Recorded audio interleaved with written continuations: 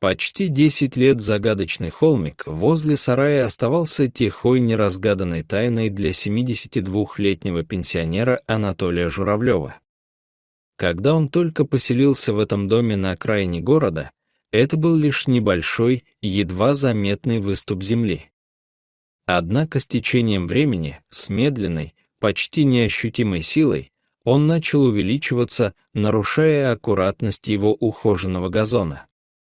В конце концов, Анатолию это надоело. Взяв в руки лопату, он решил раз и навсегда раскрыть секрет странного образования на своем участке.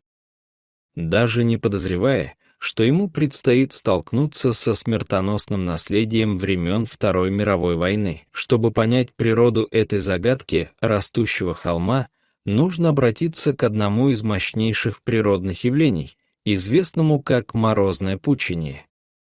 В местностях с холодными зимами грунт ежегодно проходит через циклы замерзания и оттаивания. При замерзании содержащаяся в почве вода расширяется с огромной силой, примерно на 9%. Этого давления достаточно, чтобы приподнимать грунт, тротуары и даже фундаменты. Но настоящие чудеса начинаются, когда этот процесс затрагивает погребенный объект, камень или, как в нашем случае, нечто неизвестное. В период сильных морозов под предметом начинают формироваться ледяные кристаллы. Они притягивают дополнительную влагу из окружающей почвы, образуя концентрированные ледяные линзы, которые медленно, но неуклонно выталкивают объект на несколько миллиметров вверх. С приходом весеннего тепла земля оттаивает, но предмет не опускается обратно, образовавшаяся под ним полость заполняется мелкими частицами грунта. Так, год за годом, зимой и летом, природа работает как гигантский гидравлический подъемник. За несколько десятилетий этот неумолимый процесс способен вытолкнуть на поверхность даже глубоко зарытые объекты, создавая те самые загадочные растущие холмы.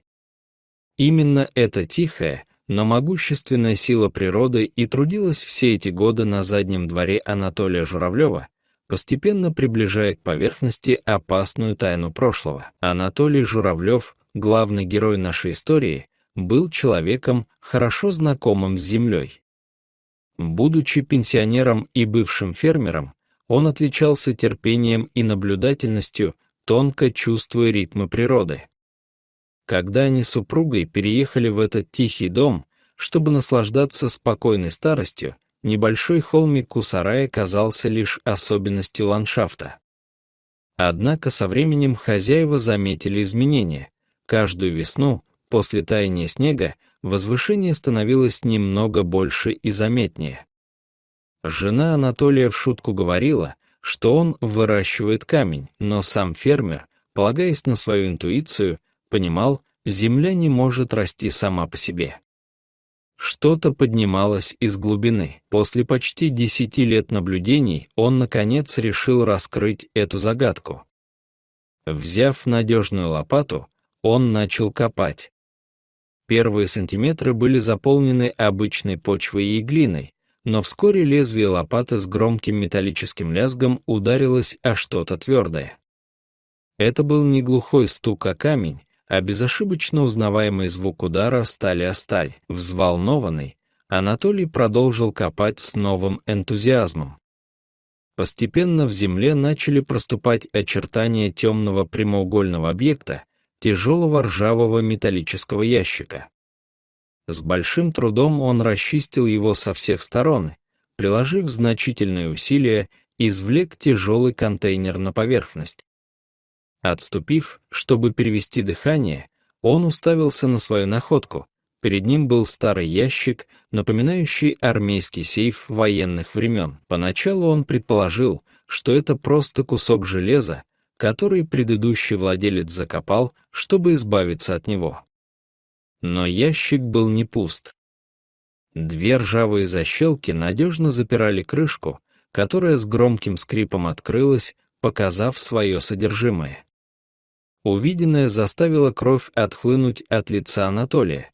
Внутри лежали винтовочные патроны и безошибочно узнаваемые очертания нескольких гранат времен Второй мировой войны. В ужасе он отпрянул назад.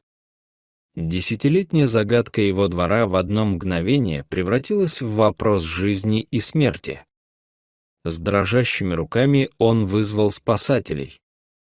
Диспетчер, выслушав его, на мгновение замолчал, а затем начал задавать срочные уточняющие вопросы. Реакция последовала незамедлительно. Через несколько минут тихая улица огласилась звуками сирен и заполнилась мигающими огнями машин. Полиция оцепила территорию, эвакуировала Анатолия и его жену и вызвала саперов с ближайшей военной базы. То, что начиналось как простой садовый проект, превратилось в полноценную операцию по обезвреживанию взрывоопасных предметов. Саперы аккуратно удалили опасные испорченные боеприпасы из двора. А полиция сосредоточила расследование на вопросе, кто их закопал. Они узнали, что первый хозяин дома, построивший его в конце 40-х годов, был ветераном.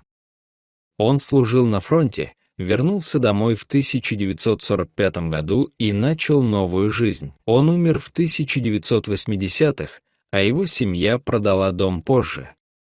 Полиция разыскала его теперь уже пожилых детей.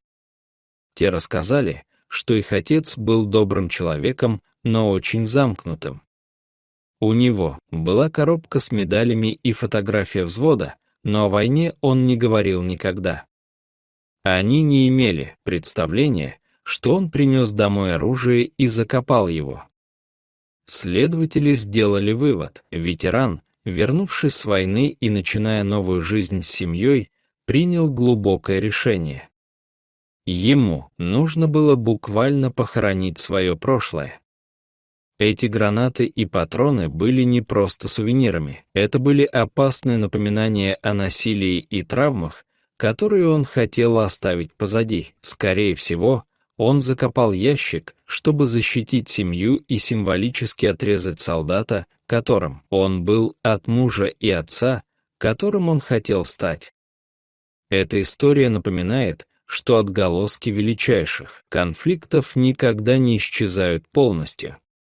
Они лежат прямо под поверхностью нашей мирной жизни. Дорогие зрители, что вы думаете об этой истории?